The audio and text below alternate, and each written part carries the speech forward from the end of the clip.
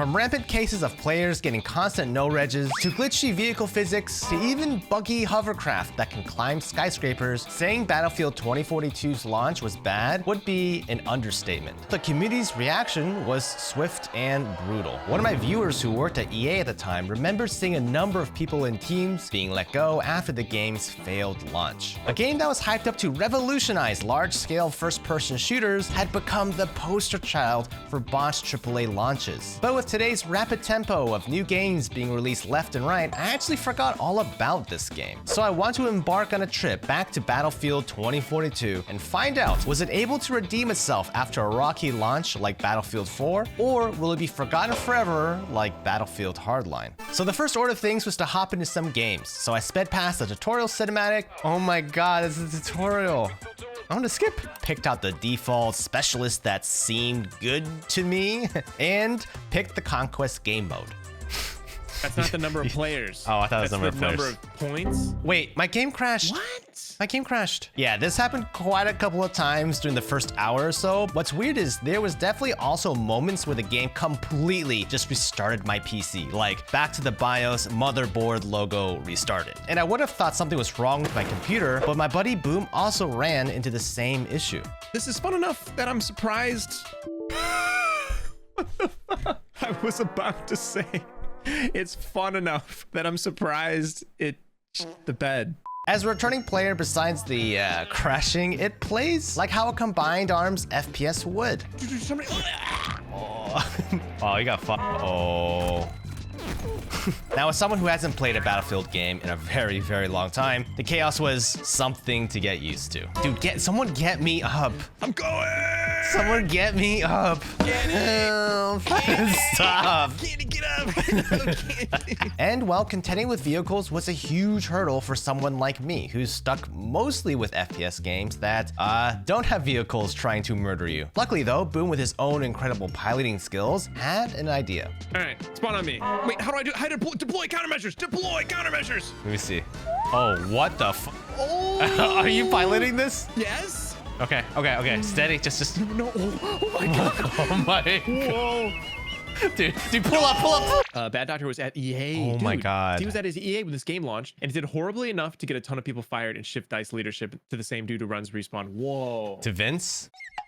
After a few hours of playing, I was definitely reminded of what a Battlefield game was like. You had your big open maps. Get out of here, bro. Get it. Get out of here. Get out of here. Your Operation Meat Grinders. Dude, there's just so much blowing up. All right, ready? Pop open out in that umbrella. Oh, grenade.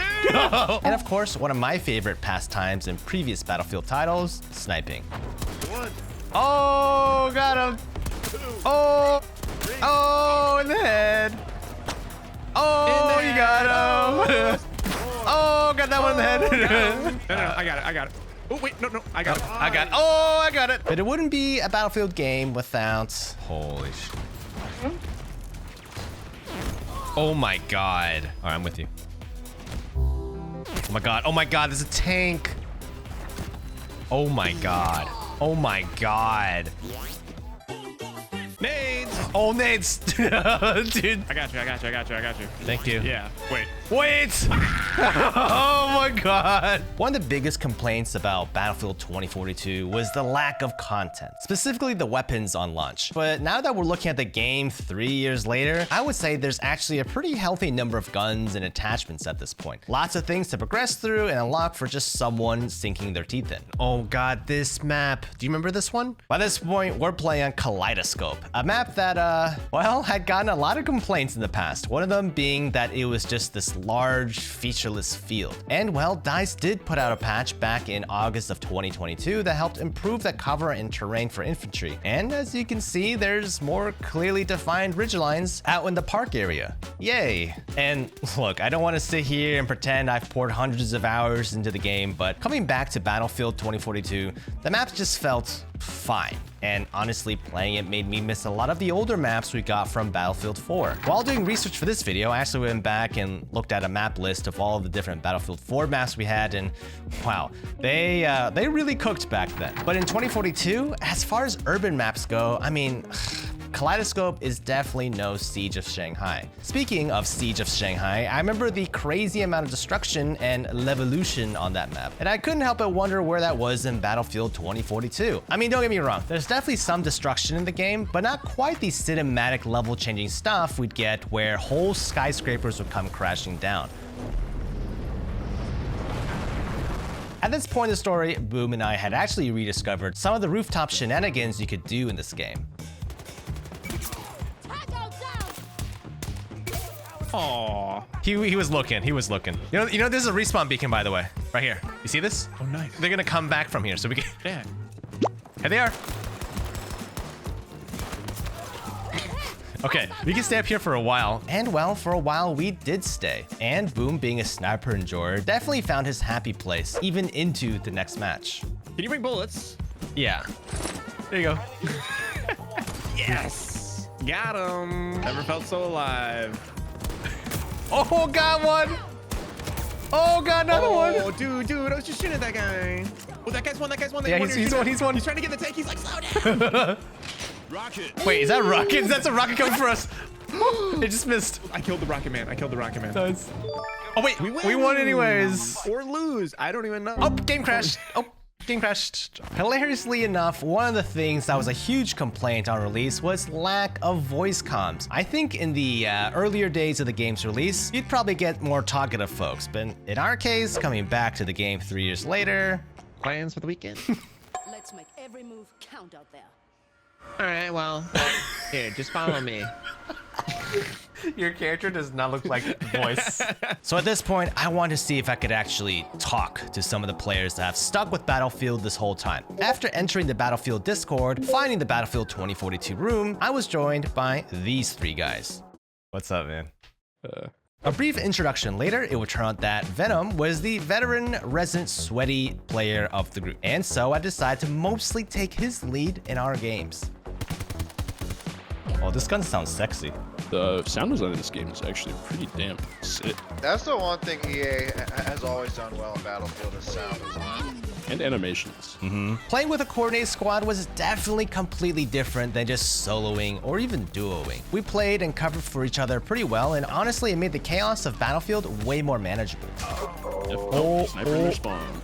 300 meters. Jesus. I got you. Get your ass back up. As we continue talking, I learned that Venom was a pretty hardcore FPS player and was a longtime fan of the franchise who now primarily competes professionally in Counter-Strike, but plays 2042 too well. Relax. There it is. Nice. We kind of swept them. He even gave me some tips and tricks on what attachment loadouts to bring into the game, as well as some nuances on how different magazine and ammo types work. Well, so you're enjoying your Battlefield time? Yes, I've missed this. But I think this game was kind of viewed as like a straight up failure. The public backlash to how poor the game released. I mean, servers were laggy, the frame rate was horrible, poorly optimized, a lot of questionable decision making in the design process. They tried to Call of Duty-ify it with battle passes and all kinds of other shit. And they literally added specialists just so they could sell skins. I mean, there was no heart in the game. No, but they're gonna fuck the next one up equally as hard, I bet you. Oh yeah, I have no doubt. I'd say it's a 50-50. They actually learned from their consequences. The server performance was so bad for a really long time. I mean, I'm like a FPS elitist. In the way that if the game isn't optimized or there's poor design choices, I just won't play it. And yet you're here. Yeah, I mean, they got a new team. They fully committed to another, 2.5 years of full development. They released 7 seasons of content afterward. I mean, they stuck to their promises.